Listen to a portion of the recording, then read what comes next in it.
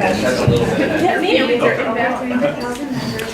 You should just rewrite your voice on it. I don't know. All right, well, welcome everyone. Thank you for showing up today. We've got a really exciting, cutting-edge issue, and we have a great speaker.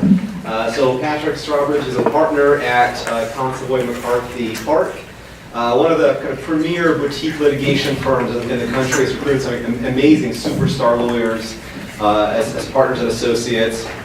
And Patrick works on litigation issues, kind of really all stages of litigation, arbitration, appeals, pretrial, and all kinds of litigation issues.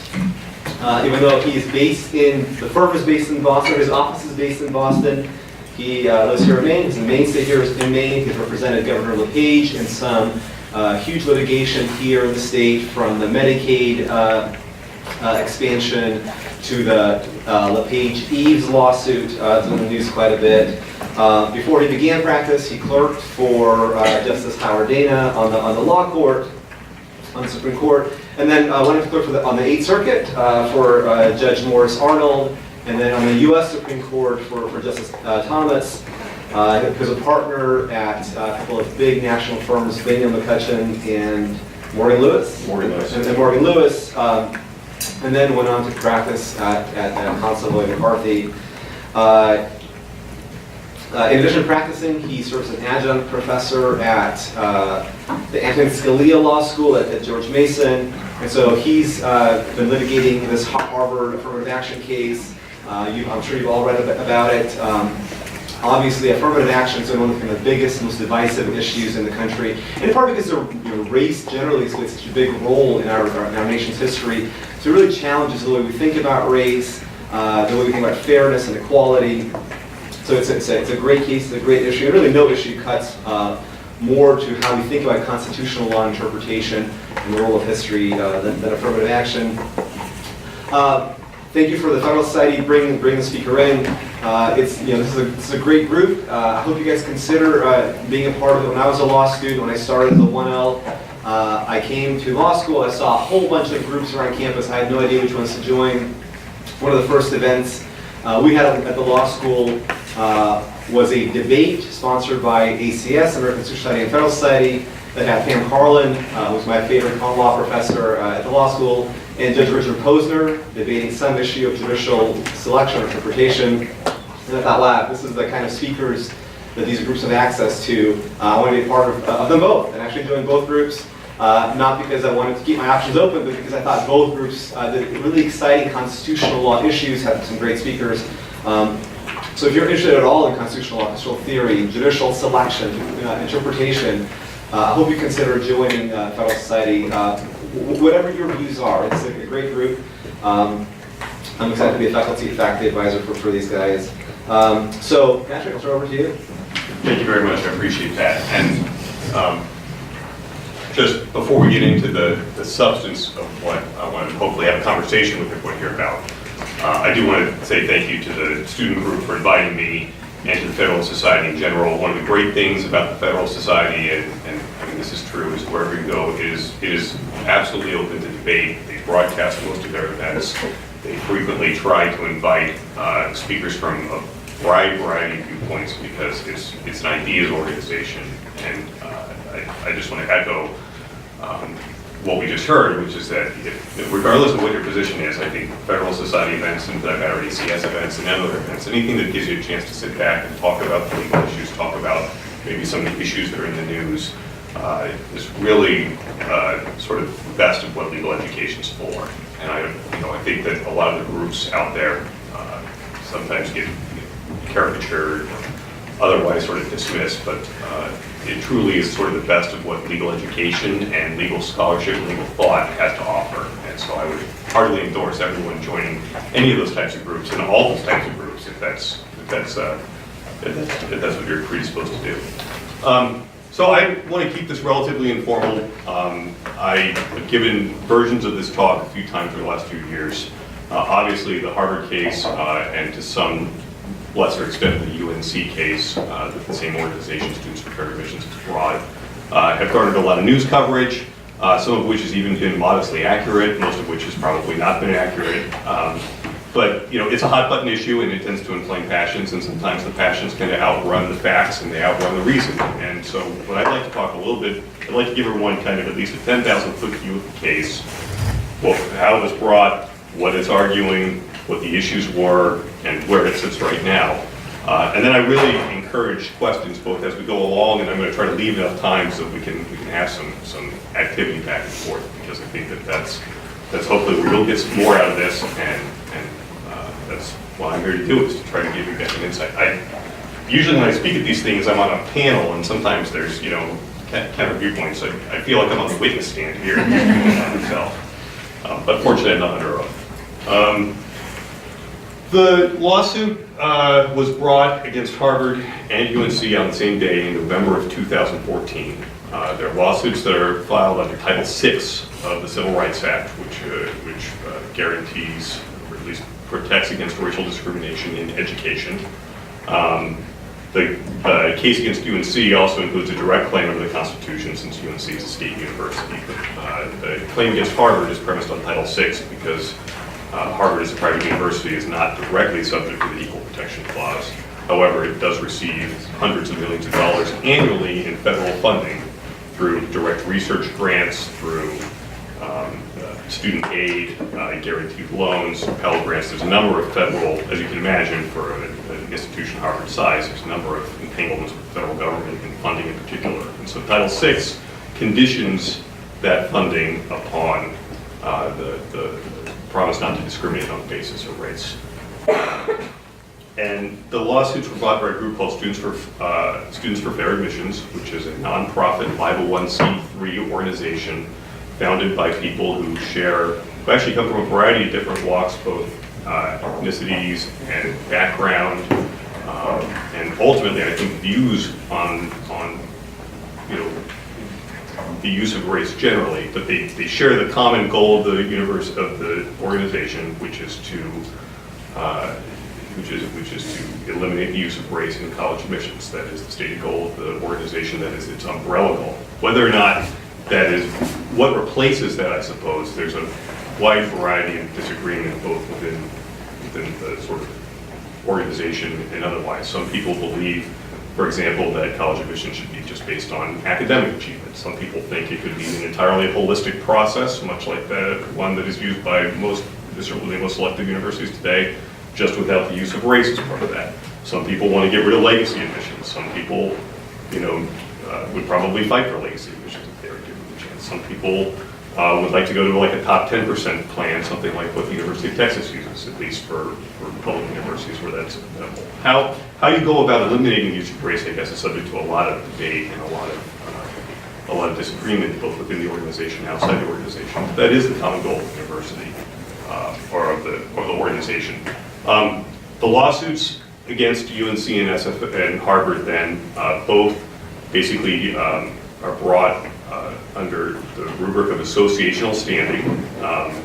The organization has brought the lawsuit in its own name, but it does so on behalf of individual members who have applied to these universities and been rejected and claim that the race was a factor in their consideration of their admissions application, and therefore at least provided some competitive disadvantage to them. They were subject to a admissions process that was influenced at least in part by race, which the Supreme Court has held is a injury for purposes of this area of law.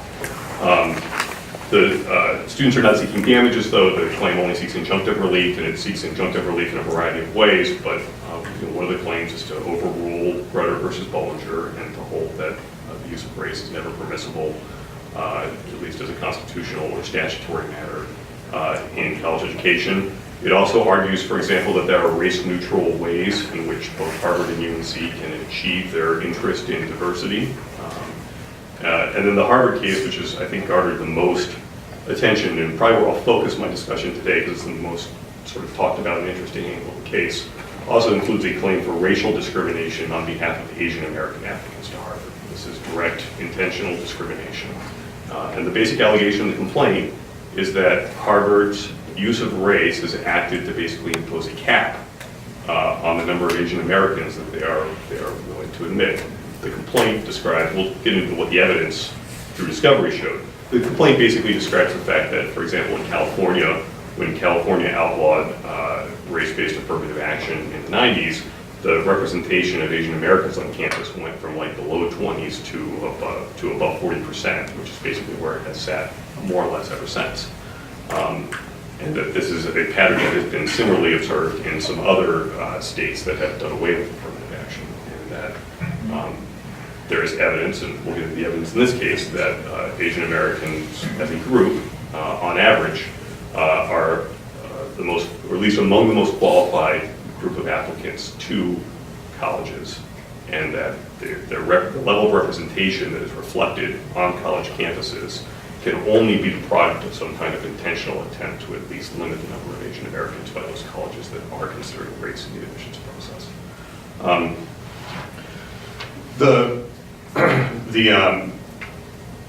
And I can just sort of give you an example of that. The complaint spells this out, but for the 10-year period predating the filing of the complaint, this is true at Harvard, it was actually true at every other Ivy League university, the number of Asian Americans who were reported to have been admitted to those campuses basically stayed in a range of 18 to 20% for a 10-year period, which is not a lot of variation, and certainly not the kind of variation one might expect if it was a truly holistic, individualized assessment. It's a pretty narrow range, and the story at Harvard was even more interesting in that sometimes it would tip up to 18 or 19%, and then the next year it would be back down to 17%, and you would see this level baseline, I guess, in which the deviations would always kind of react to one another on a year-by-year basis.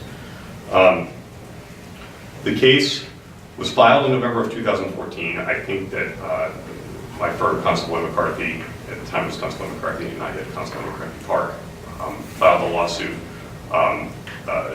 The universities elected to answer the complaint rather than file a motion to dismiss, which I think was a tribute to how well drafted the complaint was, and the fact that it was really not amenable to a motion to dismiss due to some specific allegations that obviously created factual issues.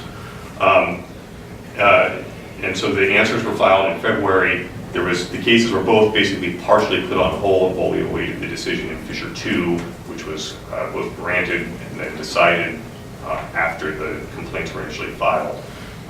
But discovery really got going basically in the fall of 2016. We had a year-long discovery period. I'm going to talk about the Harvard case. I'm happy to discuss any questions you might have about the NC case. But for example, in the Harvard case, discovery yielded the following information: 6 years of individual level applicant data. That data was redacted so that you couldn't see names or addresses or identifying information about the applicants, but you could actually see. We had an Excel line that had more than 100 fields for each applicant, both those who were accepted and those that were denied. Tens of thousands of pages of documents, including some internal reports and emails and that sort of information from the admissions office. We took more than 20 depositions of Harvard witnesses, and I think 3 depositions of third parties, which were largely high school guidance counselors at schools with large Asian American populations. And then, of course, Harvard conducted a discovery against the individuals upon whom SFFA was relying for standing, as well as SFFA's board members. And so I think there were 10 depositions that Harvard took of us. So there were more than 30 depositions in the case, done over more than a year. Both sides also retained multiple expert witnesses.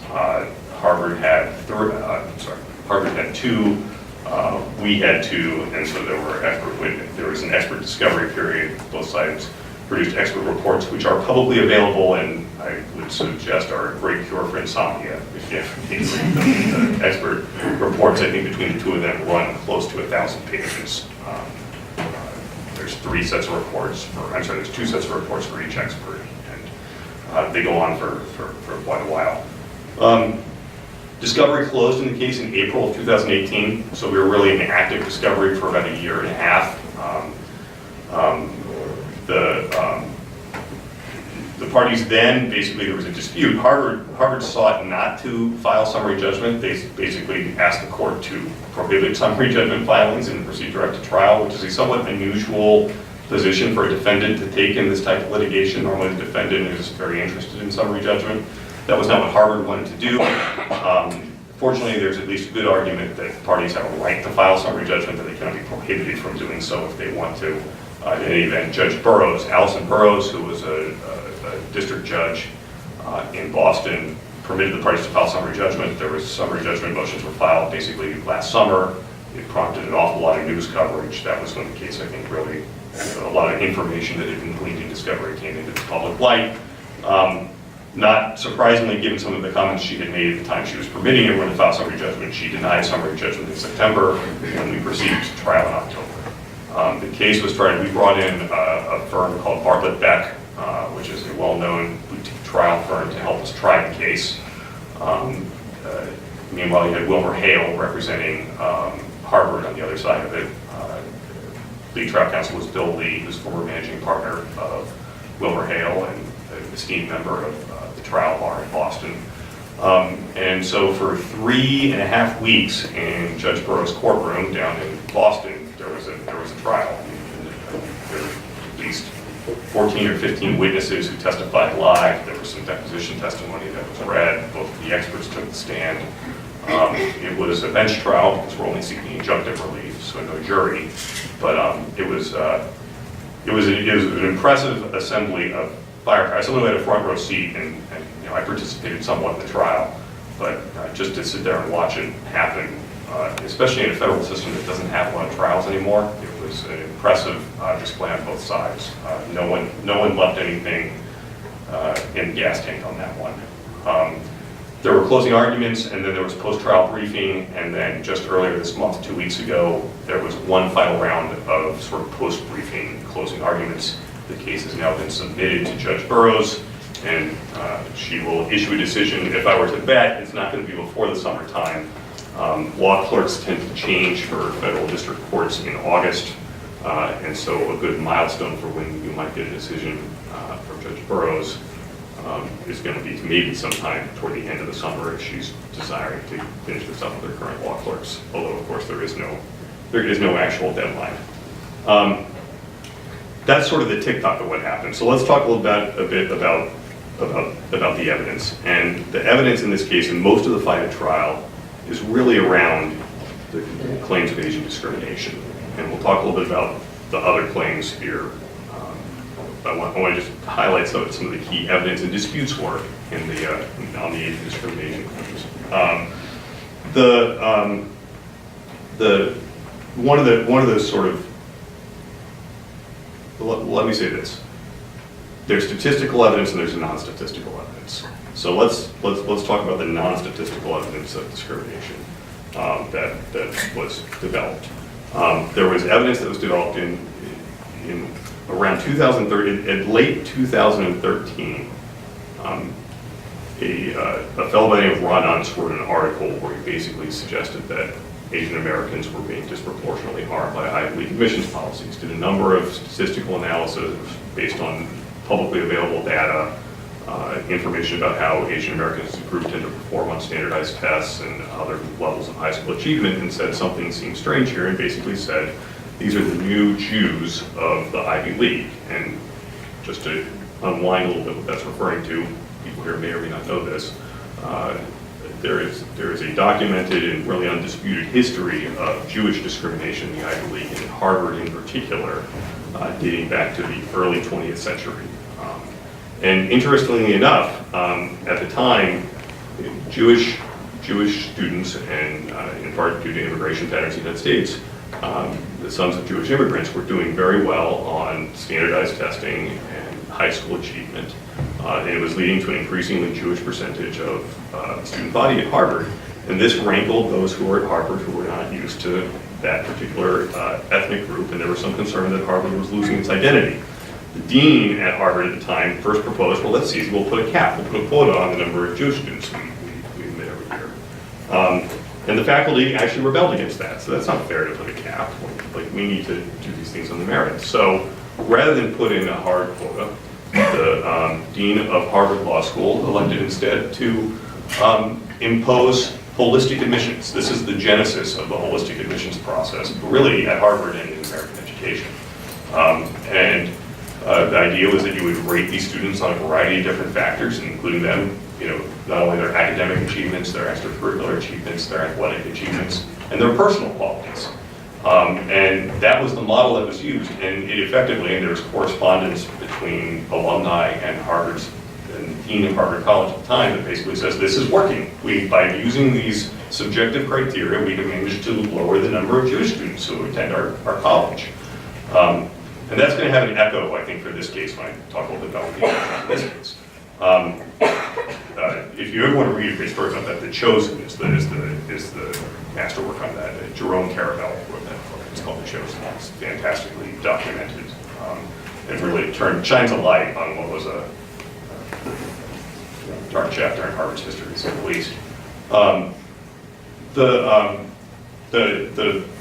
Ron Utz article that appeared in 2013 basically said the same thing seems to be happening. All the objective criteria suggest that Asian Americans should be doing a lot better at the Ivy League, and their numbers should have increased dramatically over the last 20 years, and they haven't. And as we call them, the evidence in the case showed that article set off a flurry of concern at Harvard College that ultimately led the dean of admissions to receive a report from this institution's Office of Institutional Research, which is responsible for doing a lot of statistical analysis for the university, including reporting to federal requirements. That statistical research revealed a number of interesting things, among them the fact that if you did a regression analysis and you controlled for race and a number of other factors in admissions, Asian Americans were receiving a penalty in the admissions process.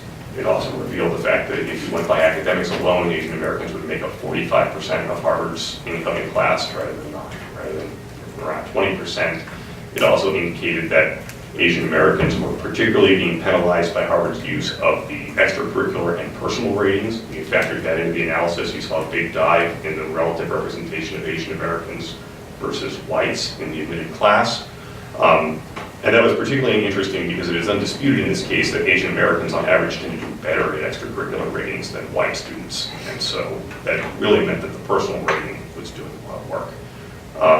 This information was reported to Harvard in a variety of formats, including in reports that they used for other purposes, not relating to the findings regarding Asians.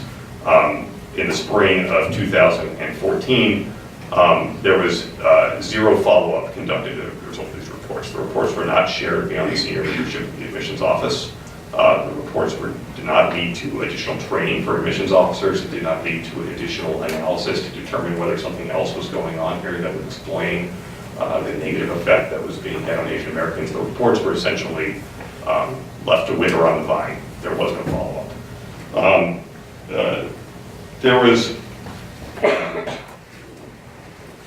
There was a change in reading procedures for the testimony throughout the depositions and during trial was that Harvard had provided guidance on how its reading procedures worked, how you should read a file and rate a file, trying to decide whether to admit a student or not. And those written reading procedures for going on 20 years had never contained any instructions about how race was to be used in the process. Harvard's story at the deposition is that they give these same ratings, personal, athletic, extracurricular, and academic, and then they also give an overall rating. And the story that came out at the depositions was that, we use race in the overall rating, but we don't use it in any of the other ratings. It's just the overall rating. The reading procedures, it came out actually during trial, were updated shortly after the summary judgment pleadings were filed, and for the first time they contained extensive descriptions both about how race should or should not be used in sub-readings. There had never been any instructions one way or the other. And they also included a variety of interesting information about the personal rating. And I guess we should talk about the personal rating right now. The personal rating at Harvard is supposed to be a measure of your courage, your integrity, your grit, how likable you are, your sense of humor. Those are the listed characteristics for the personal rating. It's very much, the academic ratings, you might imagine, has very specific guidelines for standardized test scores, how you did in high school. There's certainly some subjectivity involved in the academic rating because you might have won a national engineering prize or a national science prize. You might demonstrate aptitude in some way that's not quantified in kind of a test score. but it's largely an objective criteria. Extracurricular is a little bit more subjective, but it's largely the same. What are your activities? How many hours a week are you putting into them? Do you exhibit a leadership quality? And then do you have some kind of national extracurricular achievement? The athletic rating basically has the same thing. A 1, which is the highest rating, is reserved for recruited athletes or be varsity athletes at Harvard. A 2 is basically, you had extensive participation, maybe you were a captain of the team. A 3 means you participated in athletics, and a 4 means you basically didn't do any athletics in high school. The personal rating, as I said, has no, when you looked at the reading procedures on personal rating, it was like 1, good personal quality, excellent personal qualities, 2, good personal qualities, 3, questionable personal qualities, 4, bad personal qualities. I'm not kidding, that's actually what the guidelines were. That was the extent of the rating guidelines on this. The testimony about grit and courage, and would this person be a good roommate, and are they likable, that all came out in the depositions.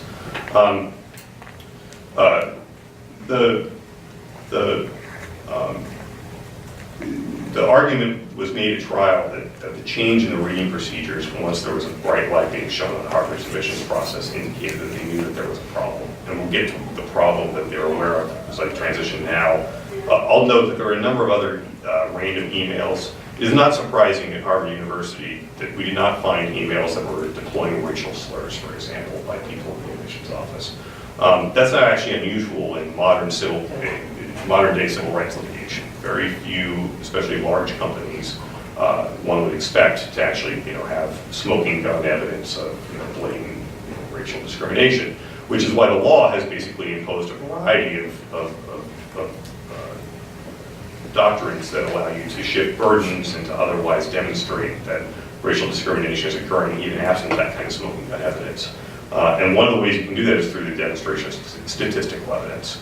So setting aside the fact that we did have some evidence of alumni complaining that the campus was, quote, too oriental, that we did have evidence that the director of admissions and her daughter were exchanging emails in which at least they could be read to be poking fun at the Utah alumni group for recommending too many Asian Americans. There were some other emails that we thought were consistent with stereotyping of Asian American applicants. But the statistics was really, I'd say, 90% of the case. And what the statistics showed, let me just tell you a little bit about what the statistical evidence showed. Harvard's own expert conceded that being a Hispanic applicant increased your chance of admission 200%. If the average applicant to Harvard has about a 3% chance of getting in, on average it increased it to 6%. The African American applicants had a 300% increase in the chance of admission. Harvard's expert did not find that there was a statistically significant negative effect from being Asian American. SFFA's expert, not surprisingly, did find that there was a statistically significant effect on being Asian American. There was a big statistical debate that covered what group should we be analyzing. For example, legacy applicants at Harvard get in at the rate of 5 times the rate of other applicants. When you were trying to analyze this, should you include the legacy applicants in the data pool and then control for legacy status, or should you treat them as basically a different group? As some of you may know, in equal protection, the general test is whether there is discrimination based on race among similarly situated populations. And so one argument was that people who are recruited athletes, legacies, the children of donors who received a special flag in Harvard's database, we should set them aside and really only look at the apples to apples comparison. That if you did that under either approach, it showed a statistically significant negative effect for Asian Americans within that group. Harvard argued that if you controlled for everything, you brought everything in the data, and you didn't analyze anybody, there was a negative effect for Asian Americans, but it wasn't statistically significant over the entire period. And that was basically what the argument was. There's a lot, we can talk about this. I'm happy to answer any questions about it, but I think the point I want to make now is what the real expert fight came over was whether or not you should include the personal rating in the analysis. Both experts agreed that if a rating is affected by race, and the exercise that you're trying to do is analyze the data to determine what effect race is having, then you should not include that rating in your statistical analysis. And the reason why is because if the example that everyone agreed on was the overall rating. The overall rating is influenced by race. If you include the overall rating in your regression analysis, trying to determine what effect race is having versus what effect grades are having versus what effect socioeconomic status is having, and so on, if you include the overall rating, then it might attribute to the overall rating an effect that is actually being based upon race. It says, oh no, this is not, these people are not getting these lower admissions results because they're Asian American, for example, they're getting them because they have lower overall ratings. But if the fact that you're Asian American is directly influencing your decision to give them a lower overall rating, then you are confusing the two things. So both experts agree, if a rating is affected by race, it's got to come out of the analysis. The fight was whether or not the personal rating was being affected by race. Harvard's, with one notable exception, Harvard's admissions officers testified that race did not affect their assignment of the personal rating. But there was some evidence to question that. One admissions officer said race did influence the personal rating. Harvard was the subject of an investigation by the Office of Civil Rights in the early 90s for a claim of Asian American discrimination in college admissions, and interviews that were given by Harvard admissions officers, some of whom are still in the admissions office, at the time indicated that some of them were using race to influence their personal rating. There was statistical analysis that basically indicated, and first of all, it was undisputed by Harvard that white applicants got higher personal ratings than Asian American applicants. Harvard conceded that. Harvard, yes, whites on average get higher personal ratings than Asian American applicants. In fact, there was statistical analysis done by our expert and not rebutted by Harvard that said the pattern that you saw in the personal rating mirrored that of the overall rating, in that not only did Asians score lower than whites, but African Americans were given the highest personal ratings, Hispanic Americans were given the second highest personal ratings, then whites, then Asians. There was never any testimony to suggest why African Americans would have more, be more likable, make better roommates than Hispanics. And there was no testimony as to why Hispanics would be more likable or have more courage or be a better roommate than whites. And there was certainly no testimony, in fact there was strong testimony contrary to this point, that whites in general are more likable or have more grit or like to be better roommates than Asian Americans. So the existence of a similar pattern in those two things was pretty strong evidence, at least as FFA thought, that race was in fact influencing the personal rating. Harvard argued that race was not influencing the personal rating because none of the admissions officers said so, and because the dean told their expert that race was not influencing the personal rating. They did not do any modeling of the personal rating themselves. SFA's expert built a model of personal rating to show that there was an unexplained effect of race going on. And the reason it matters is because you could basically cite every statistical dispute in the case on the side of Harvard's expert. You can take Harvard's expert's own report and decide all these disputes about whether or not you should count up the legacies, and you should count the donors, and you should treat them all separately or part of the same analysis. Decide all those issues in favor of Harvard. If you treat the personal rating the same way you treat the overall rating, Harvard's own expert concedes that there's a statistically significant penalty against Asian Americans compared to whites in the college's admissions process.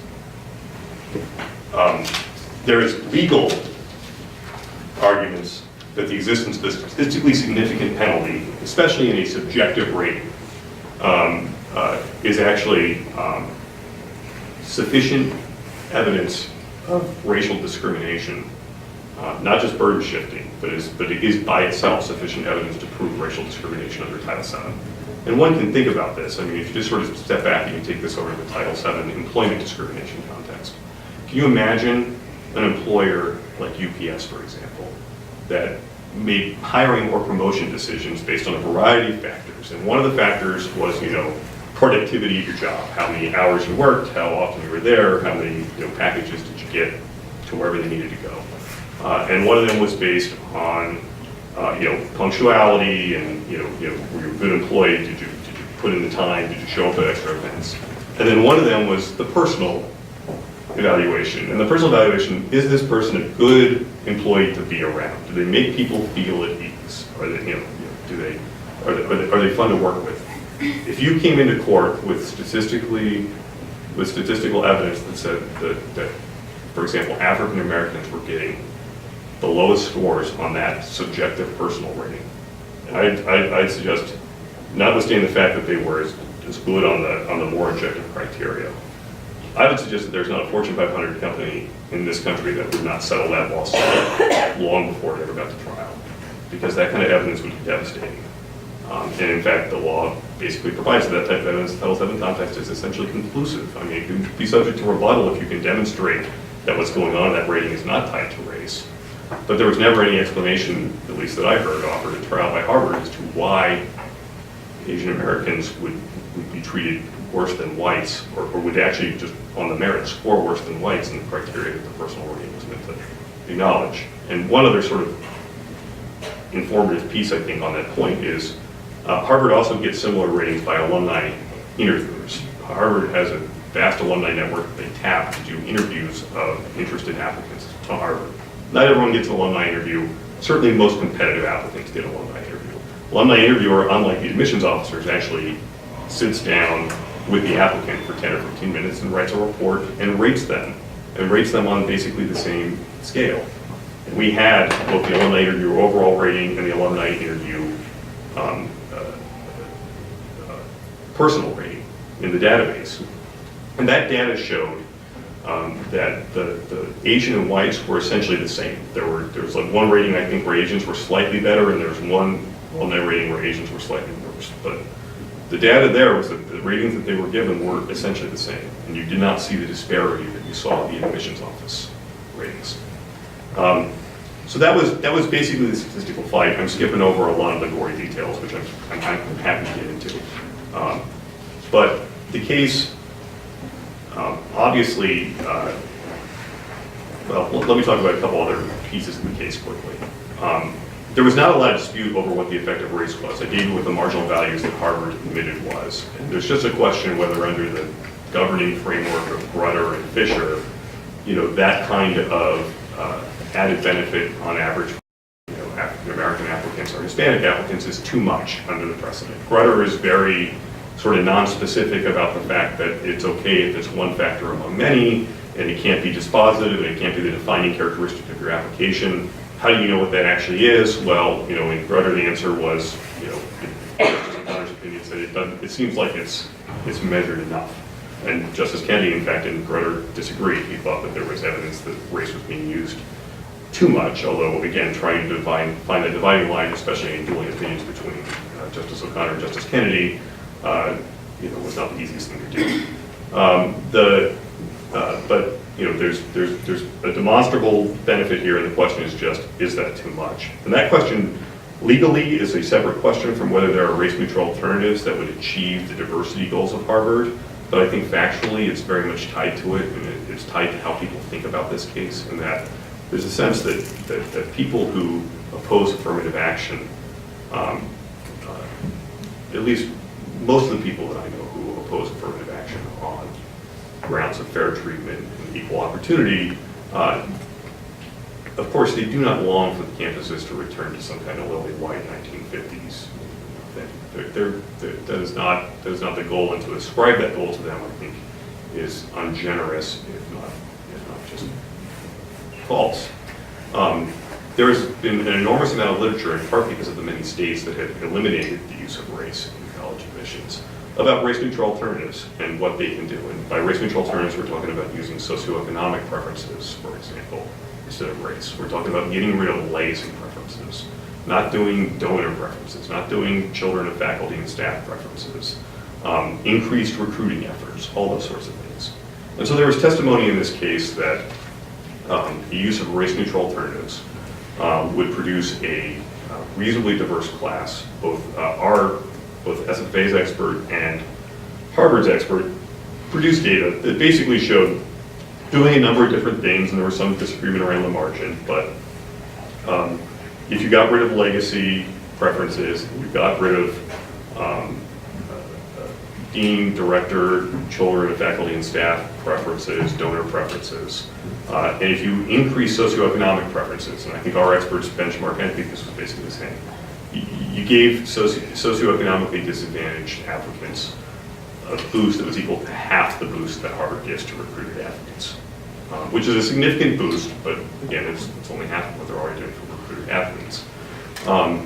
You could produce a class that certainly had the same percentage of underrepresented minorities, which in the parlance of Harvard and many universities means Hispanic and African Americans, the same total percentage. And in fact, and it would be a slight decline. The comparator was 2019. The 2019 class was 14% African American. The testimony was just by getting rid of these other preferences and increasing the socioeconomic preferences, not doing anything else, not increasing recruiting strategies and yield retention efforts, you could get to a class that was 10% African American, which is equivalent to the African American percentage of the admitted class of 2016 for Harvard. And you could get a greater Hispanic admitted population than they have now, so that your overall URM representation would rise on campus. And this would also, not surprisingly, have the effect of increasing Asian American representation on campus, even though they're not considered an underrepresented minority, by about 7 or 8%. That was the testimony. And Harvard's resistance to that was, I think, a little bit telling. Their primary argument against the adoption of that, well, two arguments. One, they said, under no circumstances can we go from 14% to 10% African American. That just fails out the gate. It'll be very interesting later in this case when Harvard attempts to frame that argument as not basically imposing a de facto quota or some kind of minimum level of representation, which is precisely the kind of hard target for specific views of numbers the Supreme Court has frowned upon in all the affirmative action cases. That's the testimony. So as a question, you're talking about some of these race-neutral alternatives to be used. I'm curious, I'm failing to connect the kind of lines of it. The foundation claim is that manipulating racial structures violates either the Civil Rights Act or the Equal Protection Clause. Then I'm curious as to how does that analysis work, or no matter how you do it, are you not still manipulating based on race for these admitted classes? Well, the current test under Supreme Court law for the use of race in college admissions is you can do it in order to achieve a critical mass, in order to enhance the educational benefits that come from racial diversity. That is the justification. It is still subject to strict scrutiny, so that is your compelling interest that satisfies strict scrutiny. But you still have to show that your use of race is narrowly tailored, and that it's necessary to achieve the stated interest. And so the race-neutral alternatives is actually part of the test in this area. The college has to demonstrate that it could not achieve its goal through the use of less restrictive means, which in this case would be some type of race-neutral alternative. And the Supreme Court has said the race-neutral alternative has to be workable, and it has to come at a tolerable administrative expense. It has not otherwise identified what the parameters of a workable and tolerable administrative expense is. And it certainly has not suggested as to how finely we should measure whether it's achieving those goals as efficiently as the direct use of a race would. So as part of the governing legal test, you can actually that allows the use of race in some circumstances. You can still basically violate the law if you have a race-neutral alternative available to you. Apart from the governing legal test, I think that the debate over race-neutral alternatives is generally informative about, do we consider the use of race to be a good thing or a bad thing in society? Do we want it to be a positive or a negative? Are we worried about the way in which the use of race will inevitably lead to zero-sum outcomes, and that some racial groups will be favored and some racial groups will be disfavored, which is what the SFA lawsuit basically argues is happening today. To the extent that things could still be manipulated even if they were putatively race neutral, the answer to that is yes. I mean, that's true today in all sorts of other areas where racial discrimination is outlawed, with no exceptions. But that doesn't, I guess the answer to that is, all that does is make the proof harder. You can still bring lawsuits if you think race is being used in a way that's not appropriate. And two is that there is still certainly a benefit, and the testimony from both experts in this case is that the employment of these race-neutral alternatives would have benefits for a number of applicants. And the main benefit it would have is, Harvard is a tremendously wealthy campus. And when I say wealthy, not only does its annual, and not only does its endowment balance, I think, out earn all but 30 nations' GDP. the representation on Harvard's campus is heavily skewed toward the wealthy. And that's true actually across all ethnic groups. And there is a serious question, one of the questions I think that sort of lurks in the background of all these cases is, was the purpose of affirmative action to ensure some kind of justice for disadvantaged populations?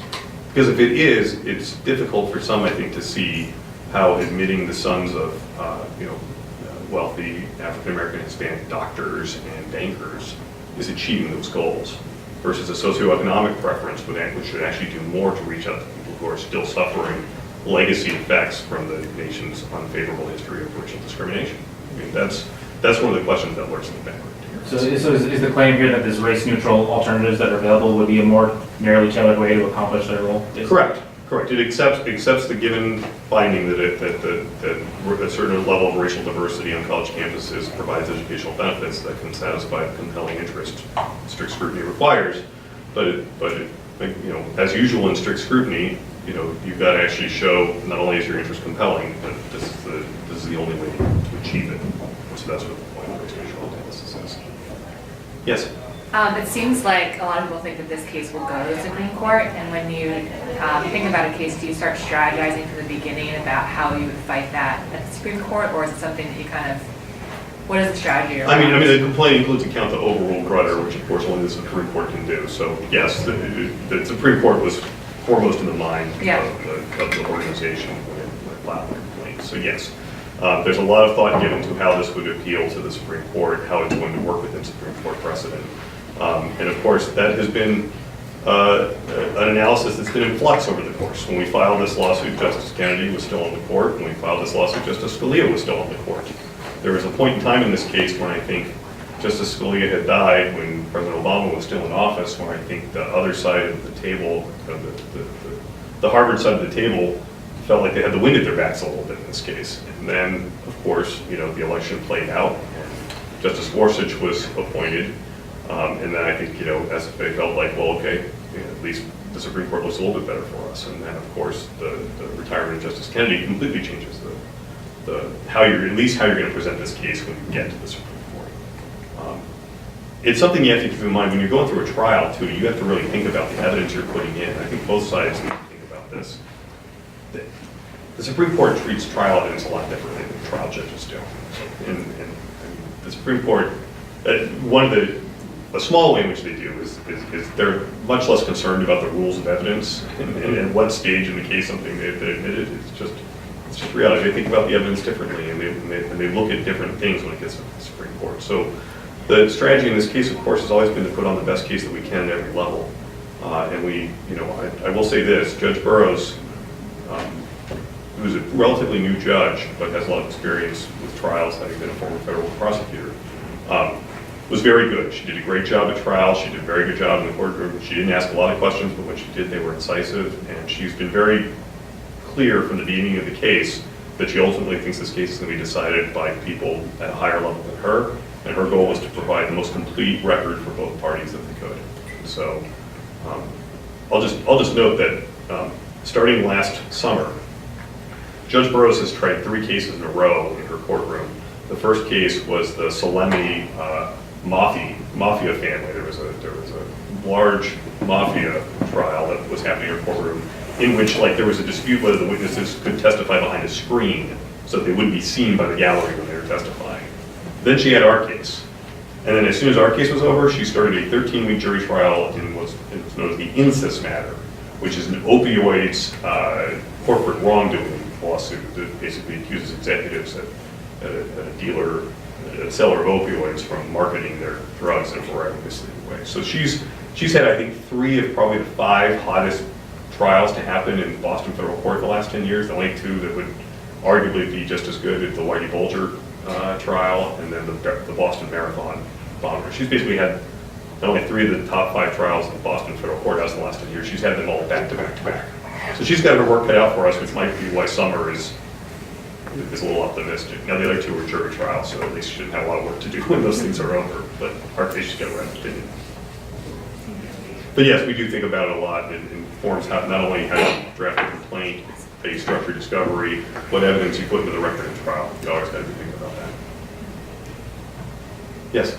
So it strikes me that you always got to know what the problem is before you look for the solution. So given colleges, universities are gatekeepers, sort of societal gatekeepers, and meritocracy and all that, and given what you mentioned, legacy, and I was thinking as you were talking, and then you described what your expert said, but if you just went with, if you abolished legacy admissions, most legacy admissions, the parents or whoever the alumni were are largely white.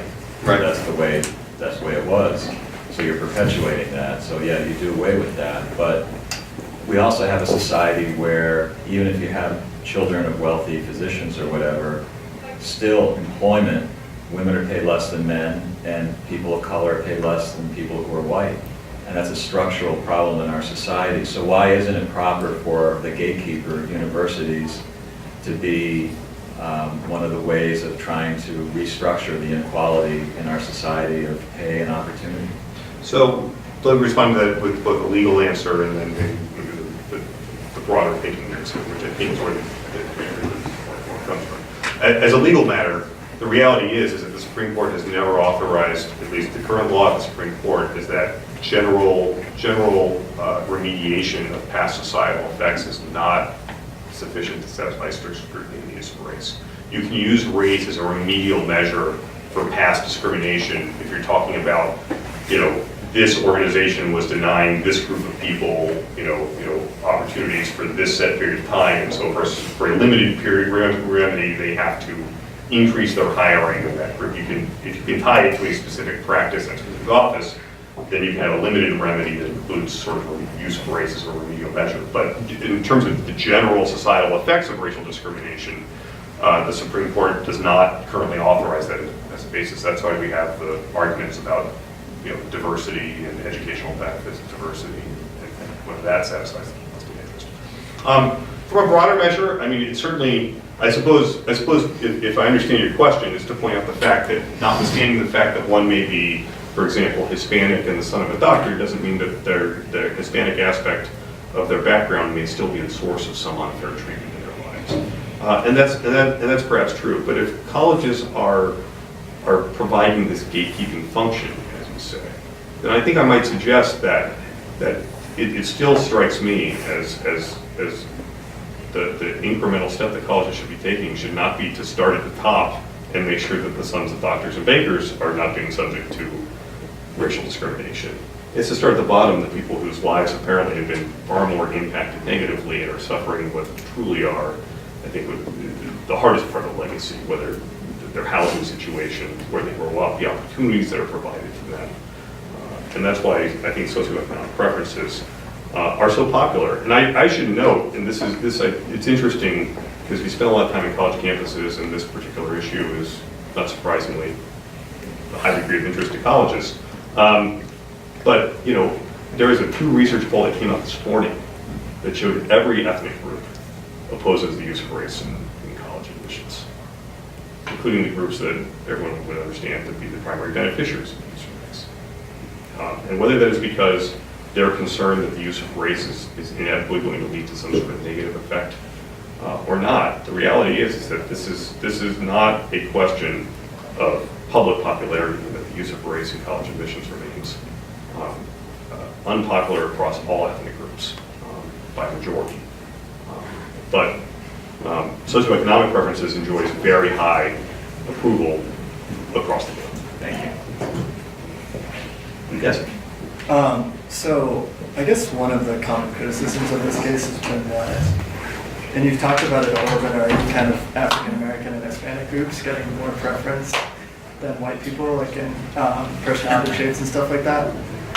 And I guess that's one of the common criticisms, is that this case is really about that and kind of relitigating Abigail Fisher just with new plaintiffs. And I'm just wondering, like, what would you say to that criticism, that this is really about Asian Americans? Yeah, so I mean, I think this is the last question we have time for. okay, yeah, so let me give you a brief question. By the way, I'm happy to stay and talk to anyone in the hallway, or I think there's a class in this room, so we haven't got in the room, but I'm happy to, I've got plenty of time if anyone wants to stay and talk some more. The answer to that question, I suppose, is to ask that question, I think kind of reveals the real issue here, which is that the use of race is always going to be a zero-sum game when it comes to college admissions. So we like to tell ourselves that and this is Harvard's story. Harvard's argument is that race is only being used as a benefit for some applicants. It's never used as a negative. But the statistic evidence in this case gives you at least reasons to question whether or not that can actually be true. So I don't know that the premise is correct, that you can ever have race in a way that only provides beneficial aspects and doesn't have some offset negative aspects, including for minority groups. The other point I would make, I guess, is that Rick Collenberg was Students for Fair Admissions expert on race-neutral alternatives, and if you've ever read Rick Collenberg's work, he's worked at progressive think tanks his whole life. He's very much a believer in progressive policies and in trying to remedy the true effects of discrimination. His argument is that socioeconomic preferences are far less fraught with danger, far more sort of popularly accepted, and would achieve in large part the goals that you're going to do for a portion of the population of minority groups that are suffering greater direct harm from that legacy than those who are actually benefiting from Harvard's process. So, you know, if you believe that race should always be used in college admissions, then nothing about this lawsuit will ever convince you otherwise. But if you're open to this notion that, and again, this is what the majority position in this country is across every ethnic group, is that it's not ideal to have race being used in the college admissions process, and we should be looking for alternatives. The question comes, at what point do we decide the alternatives are here? The record in this case is going to demonstrate that there are alternatives that are available. Other colleges are using them, and there's no reason why Harvard shouldn't do what it takes. Let me close with just one quick thought. This is Harvard's defense. I'm just going to, in the interview, I'll give you Harvard's defense.